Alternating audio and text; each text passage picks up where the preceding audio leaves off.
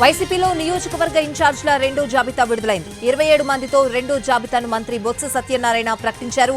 సామాజిక సమీకరణాల ప్రకారం మార్పులు చేర్పులు చేసినట్లు చెప్పారు. అరకు ఎంపీగా భాగ్యలక్ష్మిని ప్రకటించారు. పాయక్రావుపేట ఎమ్మెల్యే గొల్ల బాబురావుకు ప్రమోషన్ ఇస్తూ రాజ్యసభ ఎంపీ ఇస్తామని హామీ ఇచ్చారు. రాజమండ్రి అర్బన్ నుంచి ఎంపీగా మార్గాని భరత్ ను ప్రకటించారు. మరో 3 ఎంపీలకు అసెంబ్లీ నియోజకవర్గాల బాధ్యతలు అప్పగించింది వైసీపీ. ఇదే అంశానికి సంబంధించిన పూర్తి అప్డేట్స్ అడిగి తెలుసుకుందాం. మా ప్రతినిధి రెహానా లైవ్ లో ఉన్నారు. రెహానా, రెండో జాబితా మనం చూసాం, చాలా సమీకరణాలు చేసుకుని రెండో లిస్ట్ ప్రకటించినట్లు తెలుస్తోంది. అప్డేట్స్ రెండో లిస్ట్ ని వైసీపీ ప్రకటించింది. ఈ లిస్ట్ మనం చూసుకున్నట్లయితే 27 అసెంబ్లీ నియోజకవర్గాలకు సంబంధించిన మార్పులు చేర్పుల జాబితాను రిలీజ్ చేశారు కొద్దిసేపటి క్రితమే మంత్రి బొత్స సత్యనారాయణ. అయితే మొదటి లిస్ట్ మనం చూసుకున్నట్లయితే 11 సెగ్మెంట్ లో మార్చారు. అంటే ఇప్పటి వరకు చూసుకున్నట్లయితే దాదాపు 38 నియోజకవర్గాల మార్పులకు సంబంధించి ఒక పార్టీ నిర్ణయం తీసుకుంది. వీళ్లే తమ పార్టీ అభ్యర్థులు వచ్చే ఎన్నికల్లోనే చాలా స్పష్టంగా మంత్రి బొత్స సత్యనారాయణ స్పష్టం చేశారు. ఈ మార్పులు మనం చూసుకున్నట్లయితే ఈ సెక్షన్ లో రెండో లిస్ట్ లో వారసులకు ప్రాధాన్యత ఇచ్చినట్టుగా కనిపిస్తోంది. మచిలీపట్నం నుంచి పేర్ని నాని ప్రస్తుతం సిట్టింగ్ ఎమ్మెల్యేగా ఉన్నారు. ఆయన స్థానంలో ఆయన కుమారుడు పేర్ని కృష్ణమూర్తికి అవకాశం కల్పించారు. గత కొంతకాలం నుంచి మనం చూసుకున్నట్లయితే పేర్ని నాని తాను వచ్చే ఎన్నికల్లో పోటీ చేయను, పేర్ని మా కొడుకు మాత్రమే పోటీ చేస్తారు, అవకాశం ఇస్తే స్పష్టం చేస్తా ఉన్నారు. సో ఆయన కోరిక మేరకే, పేర్ని నాని కోరిక మేరకే ఆయన కుమారుడికి ఇక్కడ వారసత్వంగా టికెట్ ఇచ్చినట్టుగా స్పష్టమవుతోంది. అదేవిధంగా వారసుల జాబితాలో మనం చూసుకున్నట్లయితే తిరుపతి నుంచి భూమన కరుణాకర్ రెడ్డి సిట్టింగ్ ఎమ్మెల్యేగా ఉన్నారు. ఆయన ప్రస్తుతం టీటీడీ చైర్మన్ గా బాధ్యతలు నిర్వహిస్తా ఉన్నారు. సో వచ్చే ఎన్నికల్లో ఆయన కుమారుడు భూమన అభినయ్ రెడ్డికి బరిలో పెట్టేందుకు వైసీపీ నిర్ణయించింది.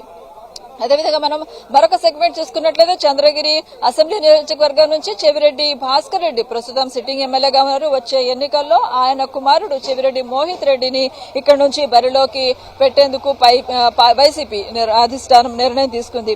సో మరోవైపు వారసులే కాకుండా కుటుంబ సభ్యులు మనం చూసుకున్నట్లయితే పోలవరం నుంచి తెల్లం బాలరాజు సిట్టింగ్ ఎమ్మెల్యేగా ఉన్నారు. ఆయన భార్య తెల్లం రాజ్యలక్ష్మికి అవకాశం కల్పించారు. అంటే మనం చూసుకున్నట్లయితే 27 అసెంబ్లీ నియోజకవర్గాల్లో 4 సంబంధించి మార్పులు ఆయా కుటుంబ సభ్యులకే ఇచ్చినట్టుగా మనకు స్పష్టమవుతా ఉంది. ఇక మరొక వారసుడు కూడా మనం చూడాల్సి ఉంటుంది. రామచంద్రాపురం నుంచి పిల్లి సూర్యప్రకాష్, ఈయన ఎంపీ పిల్లి బోస్ కు సంబంధించిన పిల్లి బోస్ కుమారుడు పిల్లి సూర్యప్రకాష్. అంటే ఇక్కడ కూడా వారసత్వానికి పార్టీ పెద్ద పీట వేసినట్టు తెలుస్తుంది.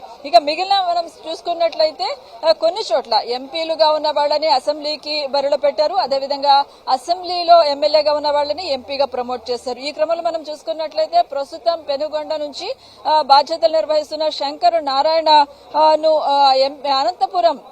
అనంతపురం ఎంపీగా ఆయనకు బరిలో నిలబెట్టాలని వైసీపీ నిర్ణయించింది. అదేవిధంగా మరొక చేంజ్ మనం చూసుకున్నట్లయితే అరకు ప్రస్తుతం పాడేరు ఎమ్మెల్యేగా ఉన్న భాగ్యలక్ష్మిని అరకు ఎంపీ స్థానం నుంచి పోటీ చేయించాలని వైసీపీ నిర్ణయించింది. ఇక మరోవైపు చూసుకున్నట్లయితే ఇప్పటికే ఎంపీగా ఉన్న రాజమండ్రి ఎంపీగా ఉన్న మార్గాని భరత్ ను లోకల్ కి తీసుకొచ్చారు. రాజమండ్రి రూరల్ నుంచి ఆయన బరిలో పెట్టాలని పార్టీ నిర్ణయించింది. అదేవిధంగా మన వారసత్వంలో చూసుకున్నట్లయితే గుంటూరు ఈస్ట్ నుంచి ప్రస్తుతం సిట్టింగ్ ఎమ్మెల్యే ముస్తఫా ఉన్నారు. ముస్తఫా కుమార్తె సుల్తానాకు గుంటూరు ఈస్ట్ నుంచి బరిలో పెట్టాలని నిర్ణయించింది. మొత్తంగా చూసుకున్నట్లయితే ఇప్పటి వరకు మనకున్న జాబితా ప్రకారం 5 నుంచి 6 వారసులు ఉన్నారు. అదేవిధంగా కుటుంబ సభ్యులకి సెకండ్ లిస్ట్ లో అధిక ప్రాధాన్యతను వైసీపీ హైకమాండ్ ఇచ్చినట్టుగా స్పష్టం అవుతుంది. అదేవిధంగా మనం చూసుకున్నట్లయితే జగ్గంపేట నుంచి తోట నరసింహాన్ని అవకాశం ఇచ్చారు. దీంతో పాయకరావుపేట నుంచి బరిలో ఉన్న పాయకరావుపేట సిట్టింగ్ ఎమ్మెల్యేగా ఉన్న గొల్ల బాబురావుకు రాజ్యసభ హామీని కొద్ది రోజుల క్రితమే ముఖ్యమంత్రి ఇచ్చారు. స్వయంగా పిలిచి ఆయన మాట్లాడారు. సో పాయకరావుపేట నుంచి మనకు చూసుకున్నట్లయితే మరొక అభ్యర్థికి అవకాశం కల్పించారు. ఇక కదిరి నుంచి బిఎస్ ముక్బాల్ అహ్మద్ మైనారిటీకి కదిరి సెగ్మెంట్ ని కేటాయించారు. ఇక ఎర్రగొండపాలెం నుంచి తాటిపత్రి చంద్రశేఖర్, అక్కడి నుంచి ప్రస్తుతం బాధ్యతలు ప్రాతినిధ్యం వహిస్తున్న ఎర్రగొండపాలెం నుంచి ప్రాతినిధ్యం వహిస్తున్న ఆదిమూలపు సురేష్ మంత్రికి కొండెప్పి బాధ్యతలు ఇచ్చారు. సో ఎర్రగొండపాలెంలో కొత్త ఫేస్ ని తీసుకొచ్చింది పార్టీ తాటిపత్రి చంద్రశేఖర్. అదేవిధంగా ఎమ్మిగనూరు నుంచి సీనియర్ నాయకులు ఉన్నారు చెన్నకేశవ రెడ్డి, రెడ్డి ఆయన ఆరోగ్యరీత్యా ఆయనకు మార్పు చేయాలని అక్కడ నిర్ణయించింది. సో బహుశా ఆయనకి అవకాశం కూడా ఇచ్చారు ఎవరిని మార్చాలనేది. సో చెన్నకేశవ రెడ్డి ప్రతిపాదన మేరకు మాచాని వెంకటేష్ ని అక్కడ ఇచ్చారు. ఎమ్మిగనూరు నుంచి మాచాని వెంకటేష్ కి అవకాశం ఇచ్చారు. బుట్టా రేణుక పేరు కూడా బాగా ప్రచారం జరిగింది. పార్టీ పరిశీలనలో తీసుకుంది కానీ చివరి నిమిషంలో మాత్రం మాచాని వెంకటేష్ కి అవకాశం కల్పించారు. ఇక మరొక అంశం చూసుకున్నట్లయితే కళ్యాణదుర్గం నుంచి తలారి రంగయ్యకి అవకాశం కల్పించారు. ప్రస్తుతం ఆయన ఎంపీగా ఉన్నారు. ఆయన్ని ఎంపీ నుంచి నియోజకవర్గానికి అసెంబ్లీకి తీసుకొచ్చారు. సో కళ్యాణదుర్గం ప్రస్తుతం మంత్రి ఉషశ్రీ చరణ్ ప్రాతినిధ్యం వహిస్తా ఉన్నారు. సో కళ్యాణదుర్గం నుంచి ఉషశ్రీకి మంత్రికి స్థానచలనం చేశారు. ఆమెను పెనుగొండకి మార్చారు. సో అనంతపురం ఎంపీగా ఉన్న తలారి రంగయ్యను కళ్యాణదుర్గం అసెంబ్లీ బాధ్యతలు అప్పచెప్పారు. అదేవిధంగా అరకు ఎంపీగా ఉన్న గొడ్డేటి మాధవిను అరకు అసెంబ్లీ సెగ్మెంట్ లో బరిలో పెడతా ఉన్నారు. అంటే అరకు ఎంపీ, పాడేరు అసెంబ్లీ ఈ రెండింటిని కూడా పార్టీ చేంజ్ చేసింది. ఇక మరోవైపు మనం చెప్పుకున్నట్లుగానే ఇందాక విజయవాడ నియోజకవర్గంలో కూడా కీలకమైన మార్పులు చేశారు. సిటీ సెగ్మెంట్స్ కి సంబంధించి విజయవాడ సెంట్రల్ నుంచి మల్లాది విష్ణుని తప్పించారు. ఆ స్థానంలో మాజీ మంత్రి వెల్లంపల్లిని బరిలో పెడతా ఉంది. సో ఈక్వేషన్ ఇక్కడ మారుతోంది. మల్లాది విష్ణుకు ఆయన ఎమ్మెల్సీ స్థానం ఇస్తామనే ఒక భరోసాను పార్టీ నుంచి ఆయనకు లభించినట్టుగా తెలుస్తోంది. అదేవిధంగా విజయవాడ వెస్ట్ నుంచి ముస్లిం అభ్యర్థిని షేక్ ఆసిఫ్ ను బరిలో పెడతా ఉన్నారు. మైనారిటీ కార్పొరేషన్ నుంచి ఉన్న షేక్ ఆసిఫ్. సో సాధారణంగా వెస్ట్ లో మైనారిటీ సామాజిక వర్గం ఎక్కువగా ఉంటుంది. సో ఈసారి అనూహ్యంగా వైశ్య కమ్యూనిటీకి చెందిన వెల్లంపల్లిని తీసుకొచ్చి సెంటర్ లో పెట్టారు. అదేవిధంగా వెస్ట్ నుంచి మైనారిటీని తెర మీదకి తీసుకొచ్చింది పార్టీ. అదేవిధంగా మనం చూసుకున్నట్లయితే ప్రత్తిపాడు తూర్పుగోదావరి జిల్లా, ఉమ్మడి తూర్పుగోదావరి జిల్లాకు సంబంధించి చూసుకున్నట్లయితే ప్రత్తిపాడు సెగ్మెంట్ నుంచి పరుపుల సుబ్బారావుని బరిలో పెట్టాలని నిర్ణయించింది. చివరి నిమిషం వరకు పరుపుల సుబ్బారావు అదేవిధంగా పర్వత జానకిదేవి పేర్లను తీవ్ర పరిశీలనలో చేశారు. అయితే చివరిగా మాత్రం పరుపుల సుబ్బారావు వైపే పార్టీ మొగ్గు చూపినట్టుగా అర్థమవుతోంది. ప్రస్తుతం అక్కడున్న సిట్టింగ్ ఎమ్మెల్యే పర్వత ప్రసాద్ అయితే ప్రస్తుతానికి పక్కన పెట్టారు. అదేవిధంగా రాజమండ్రి రూరల్ నుంచి చెలబోయిన వేణు మంత్రి ప్రస్తుతమైన మంత్రిగా ఉన్నారు. ఆయన్ని రాజమండ్రి రూరల్ నుంచి బరిలో పెట్టాలని నిర్ణయించింది. ప్రస్తుతం ఆయన రామచంద్రాపురం నుంచి ప్రాతినిధ్యం వహిస్తా ఉన్నారు. సో ఈ రకంగా మనం చూసుకున్నట్లయితే కీలకమైన మార్పులు చేర్పులు చేసింది పార్టీ. దాదాపు 27 అసెంబ్లీ సెగ్మెంట్లకు సంబంధించిన కీలకమైన ప్రకటన చేశారు. అంటే మొత్తం ఇప్పటి వరకు చూసుకున్నట్లయితే మొత్తంగా 38 సెగ్మెంట్లలో మార్పులు చేశారు. ఇక భవిష్యత్తులో కూడా మార్పులు ఉంటాయా అన్న ప్రశ్నకు మంత్రి బొత్స చాలా స్పష్టమైన సమాధానం ఇచ్చారు. అవసరాన్ని మేరకు ఖచ్చితంగా మార్పులు ఉంటాయని చెప్పారు. సో ఈ 27 ఇవాళ ప్రకటించిన 27 అయితే దాదాపుగా మనం చూసుకున్నట్లయితే వారసులకి ఎక్కువ ప్రాధాన్యత, కుటుంబ సభ్యులకి ఎక్కువ ప్రాధాన్యత, మేజర్ షేర్ వాళ్ళకి వెళ్ళినట్టుగా అర్థమవుతోంది. అదేవిధంగా ఎంపీల నుంచి లోక్సభ నుంచి అసెంబ్లీకి, అసెంబ్లీ నుంచి లోక్సభకి అంటే షఫలింగ్ చేశారు. సో కొత్త ఫేసెస్ కొన్ని చోట్ల అయితే కొత్త ఫేసెస్ ని తీసుకొచ్చారు. సో వచ్చే ఎన్నికల్లో గెలిపే లక్ష్యంగా మేము ఈ మార్పులు చేస్తున్నామని స్పష్టం చేస్తా ఉన్నారు. ఇవి ఇప్పటి వరకు చేసిన 38 అసెంబ్లీ సెగ్మెంట్లకు సంబంధించిన కసరత్తు. Right Rehana, thanks for the live updates.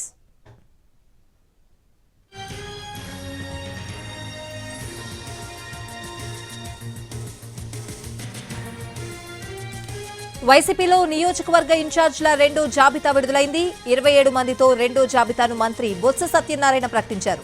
సామాజిక సమీకరణాల ప్రకారం మార్పులు చేర్పులు చేసినట్లు చెప్పారు. అరకు ఎంపీగా భాగ్యలక్ష్మిని ప్రకటించారు. పాయకరావుపేట ఎమ్మెల్యే గొల్ల బాబురావుకు ప్రమోషన్ ఇస్తూ రాజ్యసభ ఎంపీ ఇస్తామని హామీ ఇచ్చారు. రాజమండ్రి అర్బన్ నుంచి ఎంపీగా మార్గాని భరత్ను ప్రకటించారు. మరో 3 ఎంపీలకు అసెంబ్లీ నియోజకవర్గాల బాధ్యతలు అప్పగించింది వైసీపీ.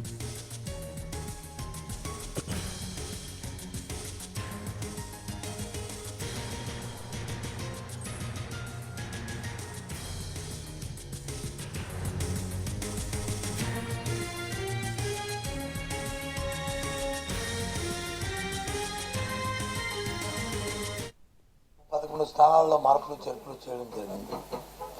వాటితో పాటు మళ్ళీ ఈరోజు ఇంకొక 27 స్థానాల్లో కొన్ని కొంత మార్పులు చేర్పులు, కొన్ని కొత్త పేర్లు కూడా మరి చేశాము. ఎవరైతే ప్రజాసేవలో అంకితమై ఉన్నారో వారిని కొత్త వాళ్ళని తీసుకొచ్చినప్పుడు గెలుపుకి అవకాశం చేయాలనేది, అలాగే పాత వాళ్ళు కూడా వాళ్ళని పార్టీ కార్యక్రమాలకి ఇంకా మిగతా కార్యక్రమానికి వాళ్ళకు కూడా గౌరవించి చేయాలనేది పార్టీ యొక్క ఆలోచన, ముఖ్యమంత్రి గారి తాలూకు ఆలోచన. ఇంతకుముందు 11 స్థానాల్లో మార్పులు చేర్పులు చేయడం జరిగింది. వాటితో పాటు మళ్ళీ ఈరోజు ఇంతకుముందు 11 స్థానాల్లో మార్పులు చేర్పులు చేయడం జరిగింది. వాటితో పాటు మళ్ళీ ఈరోజు ఇంకొక 27 స్థానాల్లో కొంత మార్పులు చేర్పులు, కొన్ని కొత్త పేర్లు కూడా మరి చేశాము. ఎవరైతే ప్రజాసేవలో అంకితమై ఉన్నారో వారిని అలాగే కొత్త వాళ్ళని తీసుకొచ్చినప్పుడు గెలుపుకి అవకాశం చేయాలనేది, అలాగే పాత వాళ్ళు కూడా వాళ్ళని పార్టీ కార్యక్రమాలకి ఇంకా మిగతా కార్యక్రమాలకి వాళ్ళని కూడా గౌరవించి చేయాలనేది పార్టీ యొక్క ఆలోచన, ముఖ్యమంత్రి గారి తాలూకు ఆలోచన. ఇంతకుముందు 11 స్థానాల్లో మార్పులు చేర్పులు చేయడం జరిగింది. వాటితో పాటు మళ్ళీ ఈరోజు ఇంకొక 27 స్థానాల్లో కొంత మార్పులు చేర్పులు, కొన్ని వైసీపీలో నియోజకవర్గ ఇన్ఛార్జీల రెండో జాబితా విడుదలైంది. 27 మందితో రెండో జాబితాను మంత్రి బొత్స సత్యనారాయణ ప్రకటించారు. సామాజిక సమీకరణాల ప్రకారం మార్పులు చేర్పులు చేసినట్లు చెప్పారు. అరకు ఎంపీగా భాగ్యలక్ష్మిని ప్రకటించారు. పాయకరావుపేట ఎమ్మెల్యే గొల్ల బాబురావుకు ప్రమోషన్ ఇస్తూ రాజ్యసభ ఎంపీ ఇస్తామని హామీ ఇచ్చారు. రాజమండ్రి అర్బన్ నుంచి ఎంపీగా మార్గాని భరత్ను ప్రకటించారు. మరో 3 ఎంపీలకు అసెంబ్లీ నియోజకవర్గాల బాధ్యతలు అప్పగించింది వైసీపీ అధిష్టానం.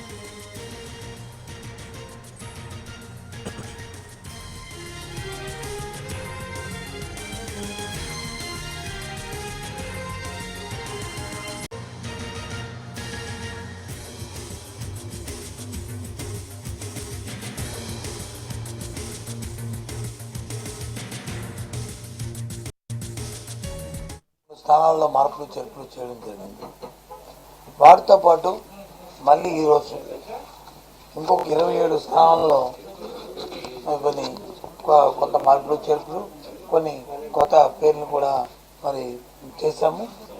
ఎవరైతే ప్రజాసేవలో అంకితమై ఉన్నారో వారిని అలాగే కొత్త వాళ్ళని తీసుకొచ్చినప్పుడు గెలుపుకి అవకాశం చేయాలనేది, అలాగే పాత వాళ్ళు కూడా వాళ్ళని పార్టీ కార్యక్రమాలకి ఇంకా మిగతా కార్యక్రమానికి వాళ్ళని కూడా గౌరవించి చేయాలనేది పార్టీ యొక్క ఆలోచన, ముఖ్యమంత్రి గారి తాలూకు ఆలోచన. ఇంతకుముందు 11 స్థానాల్లో మార్పులు చేర్పులు చేయడం జరిగింది.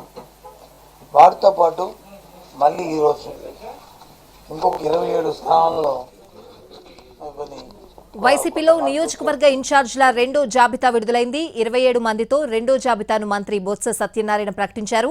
సామాజిక సమీకరణాల ప్రకారం మార్పులు చేర్పులు చేసినట్లు చెప్పారు. అరకు ఎంపీగా భాగ్యలక్ష్మిని ప్రకటించారు. పాయకరావుపేట ఎమ్మెల్యే గొల్ల బాబురావుకు ప్రమోషన్ ఇస్తూ రాజ్యసభ ఎంపీ ఇస్తామని హామీ ఇచ్చారు. రాజమండ్రి అర్బన్ నుంచి ఎంపీగా మార్గాని భరత్ను ప్రకటించారు. మరో 3 ఎంపీలకు అసెంబ్లీ నియోజకవర్గాల బాధ్యతలు అప్పగించింది వైసీపీ అధిష్టానం.